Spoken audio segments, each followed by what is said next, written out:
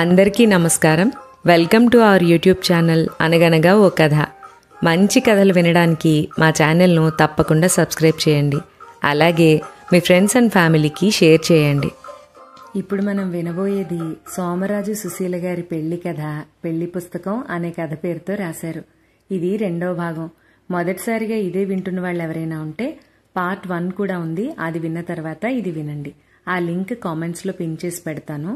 సుశీల గారి పెళ్లి చూపులు, పెళ్లి నిశ్చయం అవడం విన్నాం కదా. ఈ భాగంలో మొత్తం పెళ్లి ఎలా జరిగింది, అసలు వారి పెళ్లి పుస్తకం ఎలా మొదలైందో కూడా విందాం. అంతకు 3 రోజుల ముందు ఈ పెళ్లి కొడుకుని వాళ్ల మేనమామ విజయవాడ స్టేషన్లో కాపేసి పట్టుకుని తన ఫ్రెండ్ కూతుర్ని చూపించేందుకు పెళ్లి చూపులకి తీసుకెళ్లారట. ఆ అమ్మాయి పీయూసీ చదువుకుంది. చిన్నపిల్ల, చాలా చక్కనిది, బాగా డబ్బున్నవాళ్ళు. కానీ మన పెళ్లి కొడుకు ఈ సంబంధం అస్సలు కన్సిడర్ చేయకపోవడానికి కారణం ఆ అమ్మాయి చదువు, నా జాతకం మాత్రమే కాదు. పెళ్లి చూపుల్లో వాళ్ళు చల్లటి ఇడ్లీల మీద పేరిన నెయ్యి వేసి పక్కన పంచదార వేసి టిఫిన్ వడ్డించారుట. ఆ విషయం తీవ్రంగా దెబ్బతీసి మనసు విరిచేసిందిట. తన మేనమామ, పిన్ని ఆ సంబంధం కుదర్చాలని చాలా ప్రయత్నాలు చేశారు. కానీ వాళ్ల ప్రయత్నాలు ఫలించలేదు. మా పెళ్లి చూపులు అయ్యాక కూడా తనని మేనమామ వదల్లేదు. ఇంకా తాంబూలాలు తీసుకోలేదు కదా, ఇంకొక్కసారి ఆలోచించు అని ఉత్తరం రాశారుట. వెంటనే నువ్వు వెంకటేశ్వరరావు గారి ఇంటికెళ్ళి తాంబూలాలు తీసుకుని వాళ్ల సంబంధం ఖాయం చేసుకుని నాకు తెలియపరచవలసింది అని వాళ్ల మేనల్లుడు జవాబిచ్చాడట. ఒకరోజు పొద్దున్నే నేను కాలేజీకి బయలుదేరుతూ ఉంటే చేతిలో ఒక చిన్న సంచితో గుమ్మంలో ఒక పెద్ద మనిషి ఎదురయ్యారు. లోపలికి రమ్మని ఆహ్వానించాం. ఆయన వచ్చి కూచుని, నేను రంగారావు మేనమావని, మేం గుడివాడలో ఉంటాం. రంగారావు తాంబూలాలు తీసుకోమని ఉత్తరం రాశాడు. ఇవాళ 11:30కి బావుందని బ్రాహ్మడు చెప్పాడు. మళ్ళీ నేను 2 గంటల బస్సుకి వెళ్ళిపోవాలి అన్నారు. మా నాన్న అక్కడే కూచుని, దాందే ఉంది, తమలపాకులు ఒక్కపొడి మా ఇంట్లో ఎప్పుడూ ఉంటాయి. మీరన్నట్లు ఆ ఫార్మాలిటీ పూర్తి చేసేద్దాం, కూచోండి అన్నారు. మా అమ్మ బయటకొచ్చి, ఇంత హఠాత్తుగా చెప్తే ఎలాగండి, నలుగురికి చెప్పుకోవాలి కదా అంది. ఏం హడావిడి పడకండమ్మా, మనలో మనం మాట గట్టి చేసుకుంటే చాలు అన్నారు. మా అమ్మకి ఏం చెయ్యాలో తోచక, సుశీల, నువ్వు రాంభద్రం మావయ్య గారిని, అత్తయ్య గారిని భోజనానికి రమ్మని చెప్పు, పిల్లల్ని అందరినీ రమ్మను, సుబ్బమ్మగారు ఎటూ వెళ్లకుండా ఉంటే ఆవిడ్ని వంటకి రమ్మను అని చెప్పింది. నేను వెంటనే బయలుదేరా. అదృష్టం కొద్దీ మావయ్య గారు ఇంకా రేడియో స్టేషన్కి బయలుదేరలేదు. అత్తయ్య గారిని, పిల్లల్ని అందరినీ తీసుకుని మధ్యాహ్నం భోజనానికి రమ్మని పిలిచాను. 11:30కి పెళ్లి తాంబూలాలని కూడా చెప్పాను. పెళ్లి చూపులకే బ్రాహ్మడు, ముత్తైదుతో సహా 6 వచ్చారు. ఈసారి ఎంతమంది వచ్చారని అడిగారు. మేనమామ ఒక్కరే వచ్చారని చెప్పేసరికి ఆశ్చర్యపోయారు. మా అమ్మ ఏ పెట్టెల్లోంచో ఒక పంచెల చాపు, ఒక చీర సంపాదించింది. సరిగ్గా 11:30కి మా నాన్న బట్టలు, వాటి మీద తాంబూలం పెట్టి ఆయన చేతుల్లో పెట్టారు. ఆయన తాంబూలం 2 అరటిపళ్ళు నాన్న చేతికిచ్చారు. మావయ్య గారు కల్పించుకుని, ఎవరైనా వెంకటేశ్వరరావు గారి ఇంట్లో ఫలానా రోజున భోజనం ఎందుకు చేశారు అని అడిగితే నన్నేం చెప్పమంటారు అని అడిగారు.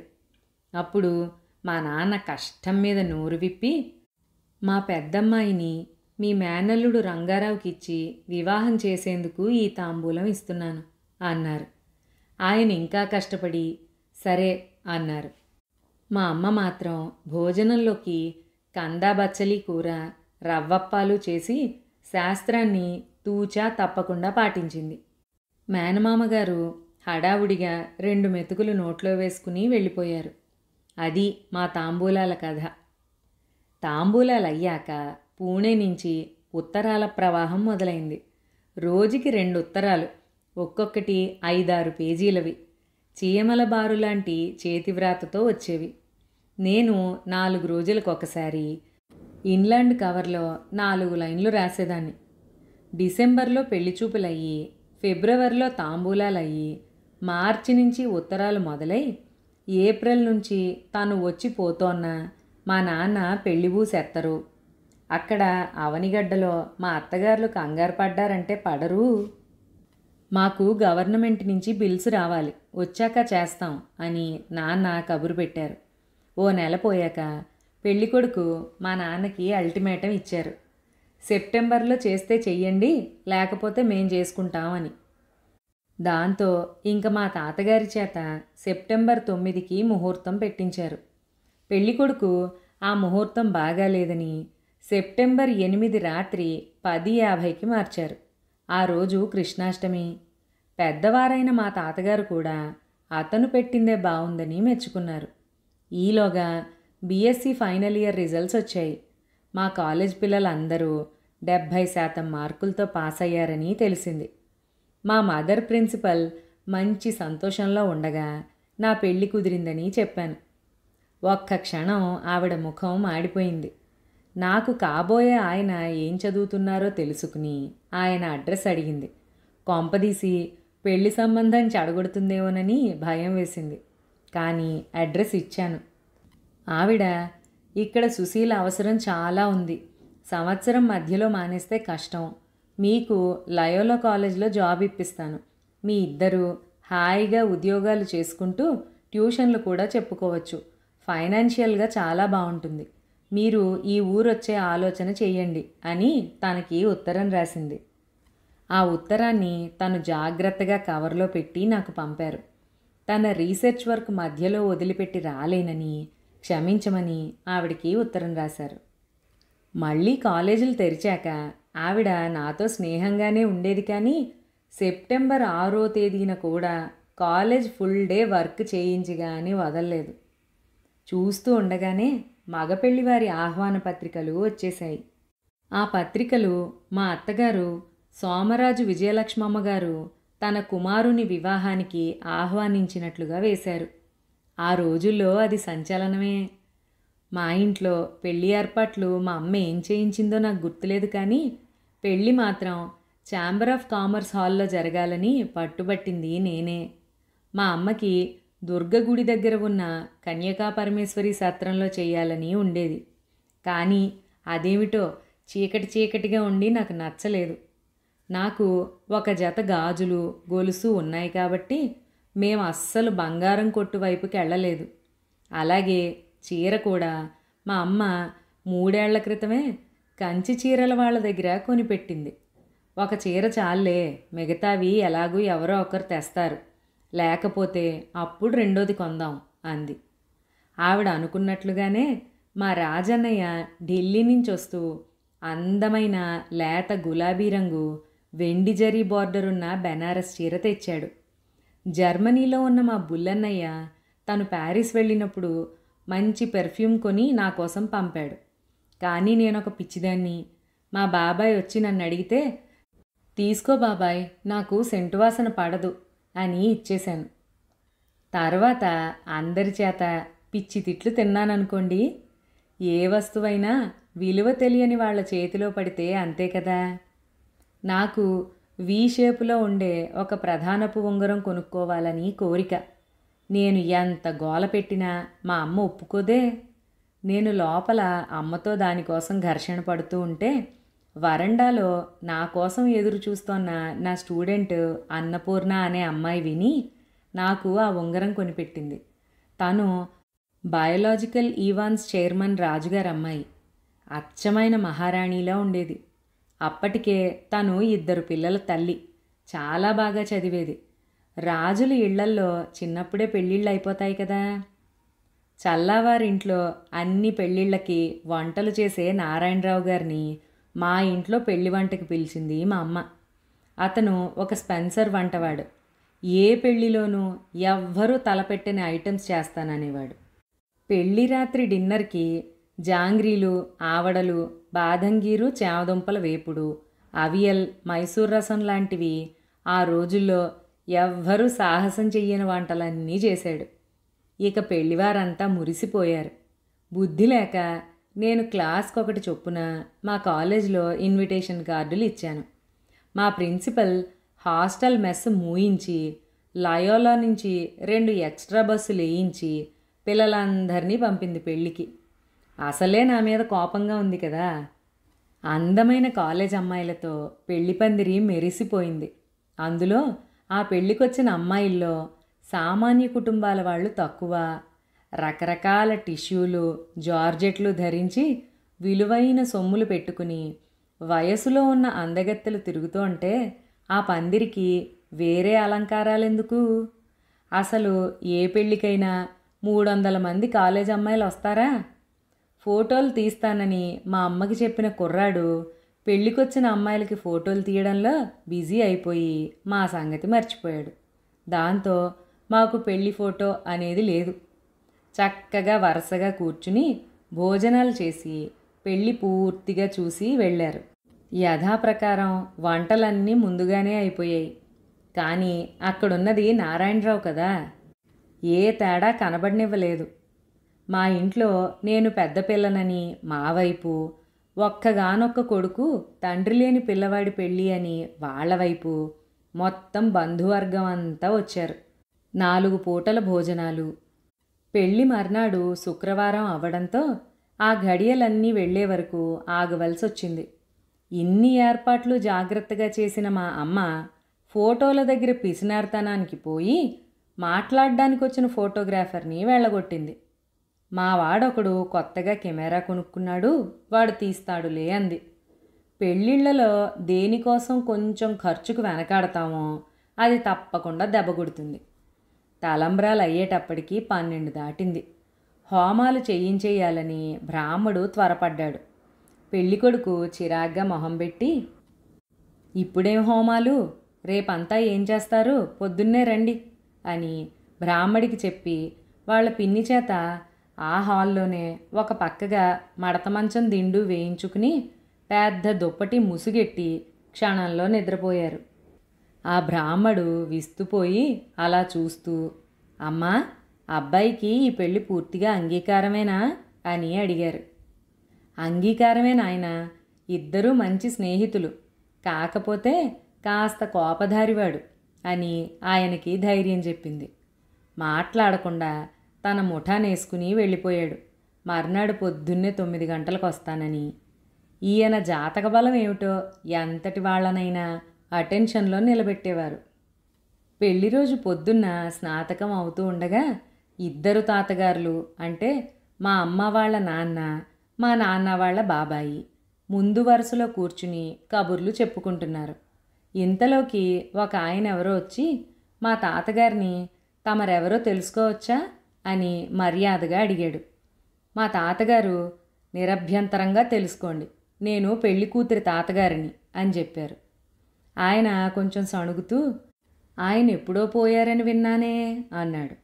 అప్పుడు మా తాతగారు, నిజమే పోయాను, కానీ మనవరాలి పెళ్ళని దిగొచ్చాను అని సీరియస్గా స్నాతకం చూస్తూ కూర్చునేసరికి ప్రశ్న వేసిన ఆయన బుర్రగోక్కుంటూ వెళ్ళిపోయాడు.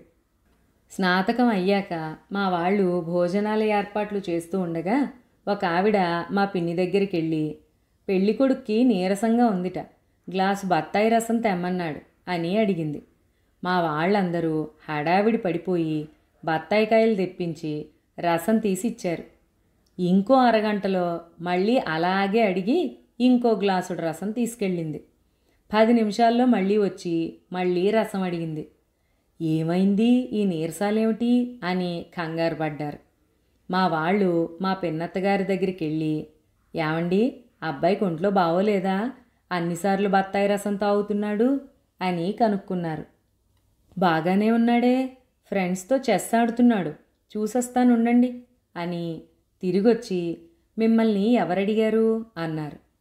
ఆవిడెవరో పెద్దావిడ, చెంగావి రంగు పంచె కట్టుకుంది అని చెప్పారు.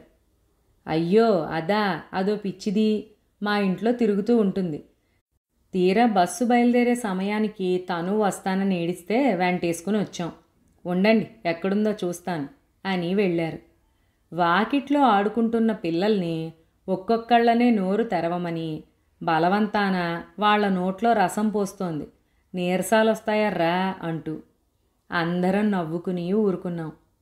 ఆవిడే మళ్ళీ రాత్రి పెళ్ళయ్యాక అందరం మంచి నిద్దట్లో ఉండగా వాకిట్లో నిద్రపోతోన్న సన్నాయి వాళ్ళని లేపి, వాయించండి వాయించండి, పెళ్ళికొడుక్కి మంగళస్నానం చేయించాలి అనేటప్పటికీ ఆ నిద్ర కళ్ళతో వాళ్ళు ముందు వెనక చూసుకోకుండా భయ్యమని వాయిద్యం మొదలెట్టారు. మళ్ళీ అందరూ లబో దిబోమని పరిగెత్తికెళ్ళి అర్ధరాత్రి మంగళ స్నానాలు ఏమిటని వాళ్ల నోళ్లు మూయించారు.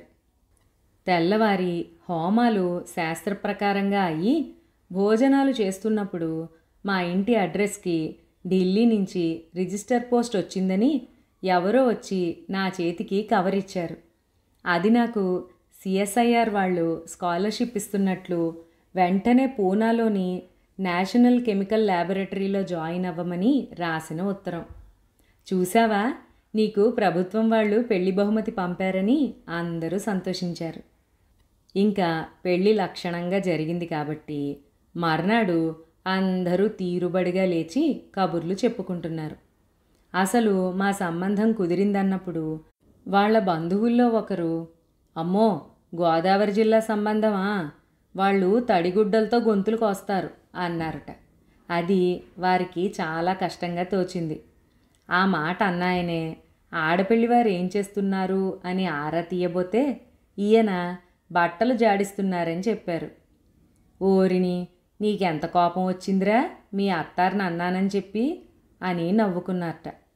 నాకు పెట్టవలసిన చీరలు విజయవాడలో కొందామనుకుని వాళ్ళు ఏమీ తేకుండా వచ్చారు. ఆ రోజు విజయవాడ బంద్ అవ్వడంతో చీరలు కొనలేకపోయారు. దాంతో అన్నిటికీ ఒకటే చీర తిప్పాల్సి వచ్చింది.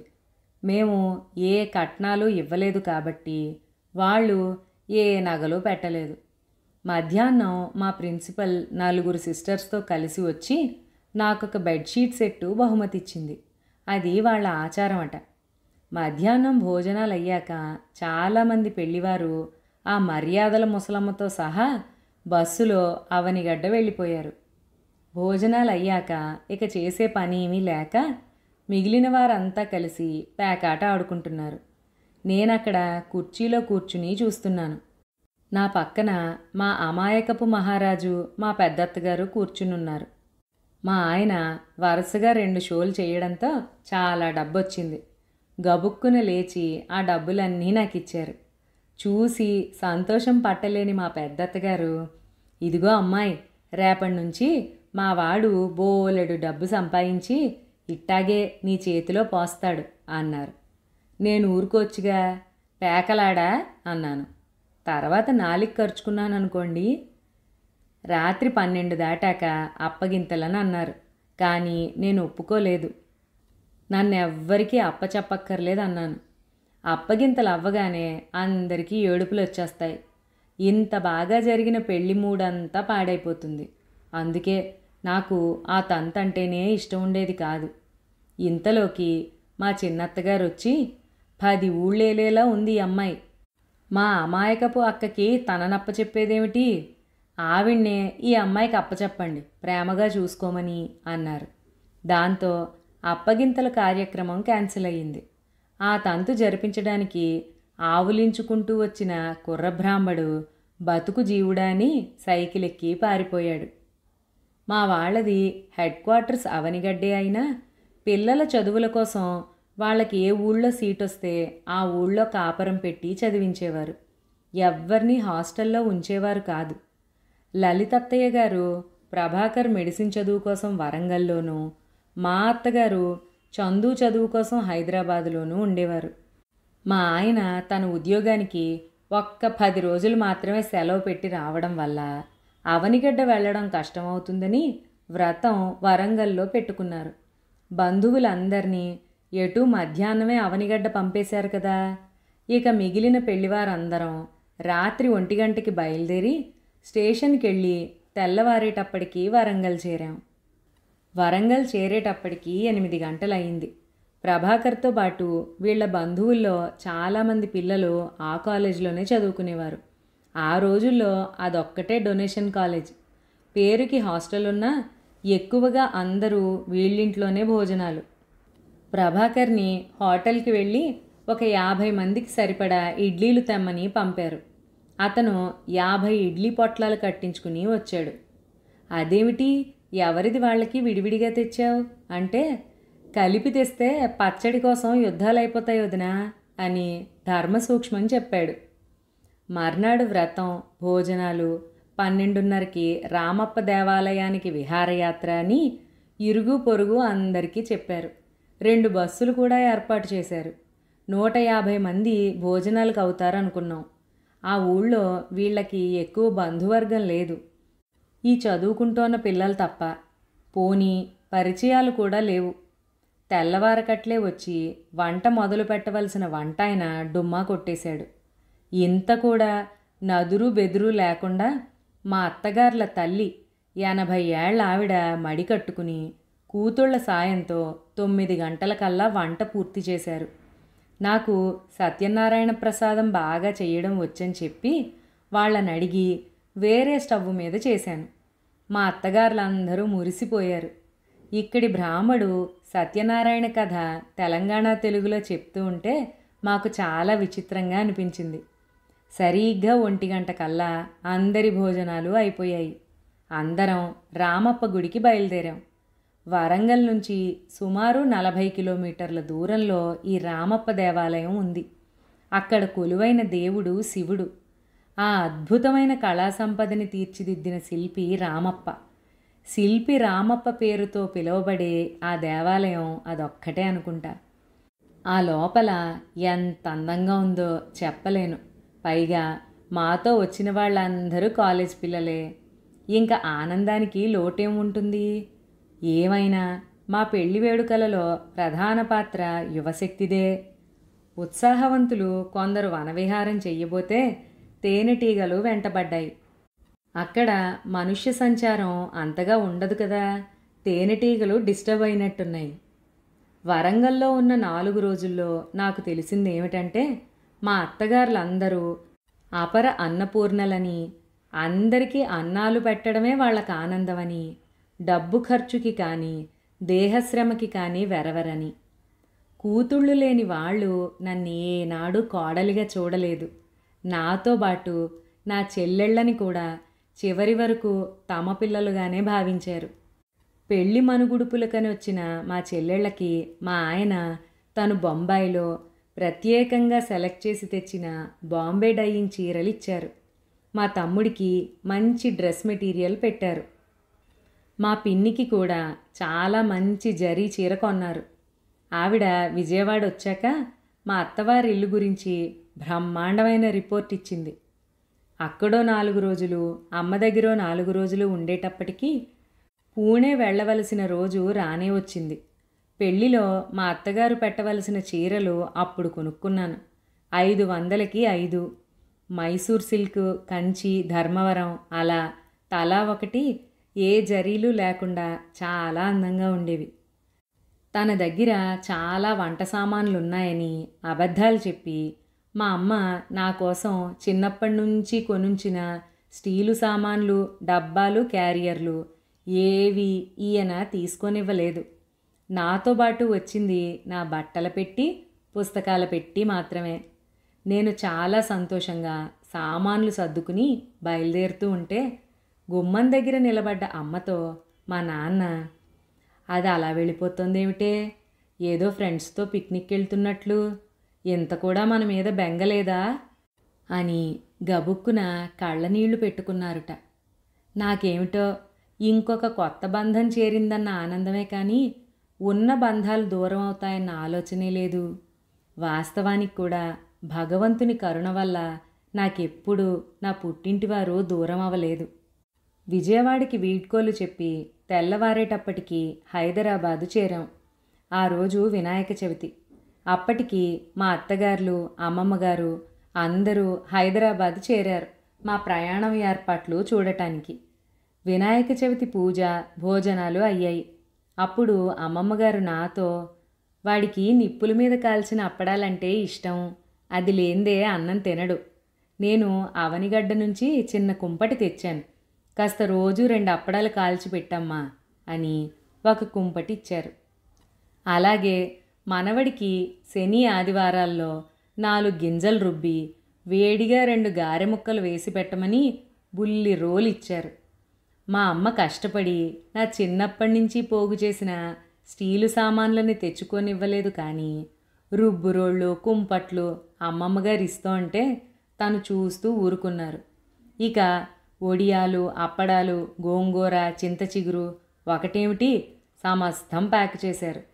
ఆవిడ, అమ్మా, మా వాడు ధర్మరాజు, బుద్ధికి బృహస్పతి, కానీ కొంచెం ప్రథమ కోపం, నువ్వేమీ భయపడకు అని నాతో చెప్పి, ఒరే రంగా, వాళ్ళని అందరినీ వదులుకుని వచ్చింది, ఊరికే కోపగించుకోకు, బెంగ పెట్టుకోగలదు అని ఈయనకి చెప్పారు. మీ మీదైతే కోప్పడతా కానీ తననెందుకంటానే అన్నారు ఈయన. అక్కడే ఉన్న మా లలితత్తయ్య గారు, నా తండ్రే, ప్రపంచంలో ఉన్నమాట చెప్పావురా అని మెచ్చుకున్నారు. మా అమ్మ వాళ్ళు ఏ అప్పగింతలు పెట్టకపోయినా మా అత్తగారులు మాత్రం చాలా అప్పగింతలు పెట్టారు. ఈయన కోపానికి నేను దడుసుకుని పారిపోతానేమోనని భయం. ఇంతమంది ఇన్ని మాట్లాడినా మా అత్తగారు మాత్రం నిశ్శబ్దంగా ఎటో తిరిగి కూర్చున్నారు. నే దగ్గరికి వెళ్ళి చూస్తే కళ్ళ నిండా నీళ్లు, కళ్ళు ఎర్రబడి ఉన్నాయి. నాకు కూడా అప్పుడు చాలా ఏడుపొచ్చింది. అమ్మని వదిలొచ్చినప్పుడు రాని దుఃఖం ఆవిడని చూసొచ్చింది. అత్తయ్య గారు, మీరు బాధపడకండి, మనకి క్వార్టర్ దొరకగానే మీరు వచ్చేద్దురు గాని అని ఆవిడకి ధైర్యం చెప్పాను. రాత్రి 9 గంటలకి మేము బొంబాయి వెళ్లే రైలెక్కి పొద్దున 10 గంటలకి పూణేలో దిగాలి. ఫస్ట్ క్లాస్లో కూపే రిజర్వ్ చేయించమని తన స్నేహితుడికి డబ్బు పంపానని, అతను స్టేషన్కి వచ్చి టిక్కెట్లు ఇస్తాడని చెప్పారు. కలల్లో తేలిపోతూ స్టేషన్ చేరాను. చాలామంది మా వాళ్ళు స్టేషన్కి వచ్చారు. అది హజ్ యాత్ర సమయం. నాంపల్లి స్టేషన్ అంతా గులాబీ పువ్వుల ఘుమఘుమలతో గుబాళించిపోతోంది. ఈయన ఫ్రెండ్ వచ్చి 2 థర్డ్ క్లాస్ టికెట్లు చేతిలో పెట్టాడు. మా ఆయనకి మామూలు బోగీలో, నాకు ఆడవాళ్ల బోగీలో రిజర్వేషన్. అతను ముస్లింల కుర్రాడు, పైగా ఈయన స్టూడెంటు. ఆడవాళ్ళని మగవాళ్ల పెట్టెలో ఎలా కూర్చోపెడతాడు? ఇంత ఆలోచించాడన్నమాట. పాపం, జరిగిందేమిటంటే మేం పంపిన డబ్బు వాళ్ళ నాన్నగారికి హఠాత్తుగా గుండె నొప్పొస్తే వైద్యానికి ఖర్చయిపోయిందిట. అందుకని ఈ టిక్కెట్లు కొన్నాడుట. ఏం చేస్తాం? నన్ను ఆడవాళ్ల పెట్టెలో మేం తెచ్చుకున్న 14 సామాన్లతో సహా ఎక్కించారు. ఆ పెట్టె నిండా వయసు మళ్ళిన స్త్రీలు, హజ్ యాత్రికులు. మా ఆయన పూణే 10:15 అక్కడ కలుస్తాను అని చెప్పి వెళ్ళిపోయారు. ఆ ఆడవాళ్ళందరూ నన్ను చూడగానే ఆవు బేటీ అని ప్రేమగా పలకరించారు. నేను తెచ్చిన సామాన్లన్నీ సర్ది పెట్టారు. వాళ్ళు తెచ్చుకున్న భోజనం పెట్టబోయారు, కానీ నేను భోజనం చేసే వచ్చాననడంతో కాసిని పళ్ళిచ్చారు. చాలా స్నేహంగా ఉన్నారు. అదొక్కటే ఊరట. పరిసరాలలో ప్రశాంతత ఉంటే ఎటువంటి సమస్యనైనా ఎదుర్కోవచ్చు. అందులో వాళ్ళు దైవ దర్శనానికి వెళుతున్నారేమో, చాలా నియమనిష్టలతో ఉన్నారు. పొద్దున్నే లేచి ఏవో ప్రార్థనలు చేసుకున్నారు. పూణే రాగానే నాకన్నా ముందు 2 దిగి నా సామానంతా కిందకి దింపి పెట్టారు. ఖుదా హఫీజ్ అంటూ ఉండగా రైలు కదిలిపోయింది. నేను సామాన్లన్నీ లెక్క చూసుకుని ఓ పక్కన కూర్చునుండగా 10 నిమిషాల తర్వాత ఈయన వచ్చారు. బయటకొచ్చి 3 ఆటోలు మాట్లాడుకుని సామాన్లన్నీ ఎక్కించి 3వ ఆటో భారం దేవుడి మీద వేసి బయలుదేరాం. మేం వెడుతోన్నది నేషనల్ కెమికల్ ల్యాబొరేటరీని ఆనుకుని ఉన్న స్టాఫ్ కాలనీ. కాలనీకి వెడుతూ ఉంటే ల్యాబ్ సైడ్ గేటు కనపడింది. మా ఆయన ఆటోలు 3 పక్కన ఆపించి వాచ్మెన్ని చూస్తూ ఉండమని చెప్పారు. పద, ల్యాబ్లోకి వెళ్ళి జాయినింగ్ రిపోర్ట్ ఇద్దువుగాని, 12 దాటితే టైం బాగోలేదు అన్నారు. ఈ అవతారంలోనా? ఇంకా స్నానం కూడా చెయ్యలేదు, తెల్లవారి కాఫీ అయినా తాగలేదు అన్నాను. ఏం పర్వాలేదు, బాగానే ఉన్నావు, ఇక్కడెవ్వరూ ఏమీ పట్టించుకోరు, పద అని గబగబా నడుస్తూ ముందుకెళ్ళారు. ఏం చేస్తాను, అలాగే అనుసరించాను, ఎవరినైనా ఏమైనా అనుకుంటూ. ఎదురుగా ల్యాబ్ యొక్క పెద్ద భవనం చూసేసరికి నాకు కళ్ళు తిరిగాయి. ఏమి అందం, ఏమి రాజసం! ఇక్కడా నేను పనిచేయబోతోన్నది, ఇక్కడా నేను నా భవిష్యత్తును తీర్చిదిద్దుకునేది అన్న ఆనందంతో అలా ఉండిపోయాను. మా ఆయన మళ్ళీ వెనక్కొచ్చి నన్ను గబగబా లాక్కుని తీసుకుపోయారు. నాకసలు ఆ వరండాలలో నడిచేందుకు కూడా భయం వేసింది. అక్కడక్కడ ఎవరి లోకంలో వాళ్ళు ఉన్నట్టుగా ఉన్న మనుషులైతే కనిపించారు, కానీ మమ్మల్ని ఎవ్వరూ గమనించలేదు. నేను పనిచెయ్యబోయే డిపార్ట్మెంటు 3వ అంతస్తు. నేను ఎవరి దగ్గరైతే రీసెర్చ్ చెయ్యాలో ఆయన వరండాలోనే ఎవరితోనో మాట్లాడుతూ కనపడ్డారు. లైబ్రరీ నుంచి వస్తున్నట్లున్నారు. చేతిలో పెద్ద పెద్ద పుస్తకాలున్నాయి. మమ్మల్ని చూస్తూనే "ఓ, యు ఆర్ హియర్" అంటూ నన్ను ఎప్పటినుంచో తెలిసినవాడిలాగా, "mrs Rao, please go through the 3rd chapter pages 208 to 270. We will discuss tomorrow at 10:30 sharp" అని నాతో చెప్పి వెళ్ళిపోయారు. హతోస్మి. నాకు మా ఆయనకి తగ్గ గైడ్ దొరికాడు. అదండి మా పెళ్లి కథలో మరో అధ్యాయం. ఆ తరువాత ఎన్నో అధ్యాయాలు, ఒడిదుడుకులు, కొత్త ప్రయోగాలు. అందరి జీవితాల్లాగానే వైకుంఠపాళి ఆట. 50 ఏళ్ల దాంపత్య జీవితంలో ఎన్నో మధురానుభూతులు, చిరుచేదు జ్ఞాపకాలు. మొత్తం మీద బ్యాలెన్స్ షీటు నిండుగా పండింది. గడిగడిలో మా వెంట ఉండి నడిపించిన ఆ దేవదేవునికి మేము ఉభయులము శిరస్సు వంచి నమస్కరిస్తున్నాం. అదండి సుశీల గారు ప్రేమతో వారి పెళ్లి పుస్తకం గురించి మనందరికీ చెప్పిన కథ. అలాగే ఇక్కడితో సోమరాజు సుశీల గారు రాసిన పెండ్లి పందిరి కథలన్నీ సమాప్తం. ఒక్కో కథ ఒక్కో పాఠం నేర్పుతుంది, ఓ కొత్త కోణాన్ని మనకి పరిచయం చేస్తుంది. సుశీల గారు ఒక ఇంటర్వ్యూలో అన్నారు, చాలా మందికి, అంటే సాధారణ జీవితం గడిపే చాలా మందికి పెళ్లి అనేది ఒక సామాజిక భద్రత అని. అది ఆవిడ చాలా ముందు చూపుతో చెప్పిన చాలా నిజమైన మాట. ఇంకా సుశీల గారికి కృతజ్ఞతలు, నమస్కారాలతో ఇది ఇక్కడితో ముగిస్తున్నాను. మరొక మంచి కథలో మళ్ళీ కలుసుకుందాం. అంతవరకు సెలవు.